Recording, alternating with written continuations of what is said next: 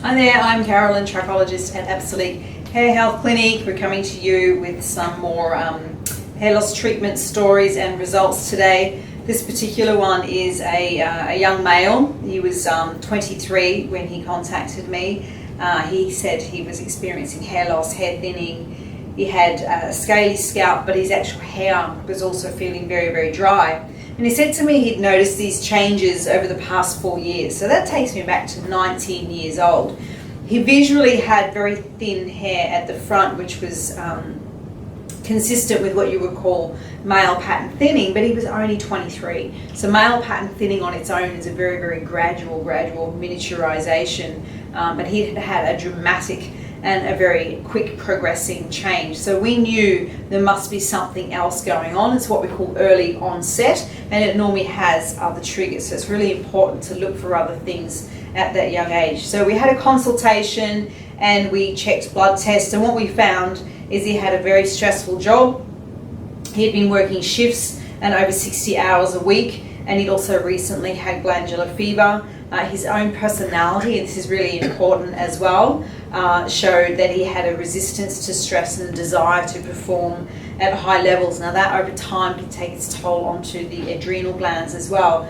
We also found he had low cholesterol, so he had low triglycerides, so we need them, we don't want too many, and that's required for good health and scalp as well. This is why the hair was dry. He had very low vitamin D, and he had low end ferritin and B12. So all of this was related to diet and lifestyle, and in the past he had also tried to be a vegan. There's nothing wrong with that, but he wasn't doing it very well. So all of this connected to lowered immunity, and it had been showing up in the hair.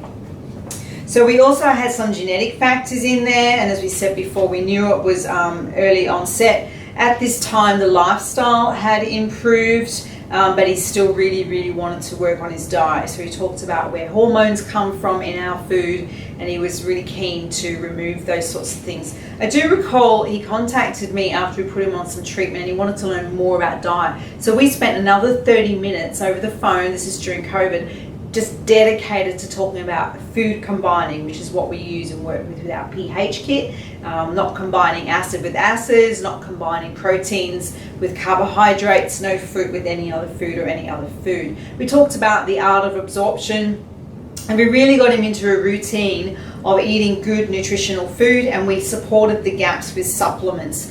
You know, it's really good to work with food, but these days to get the hair at this level to regrow again, we needed to come in with some supporting nutrition through supplementation. So we combine this all together with some topical treatment, and the time frame we do it for is 4 months to see a change. And it was a significant change. I don't know if you can see that there okay.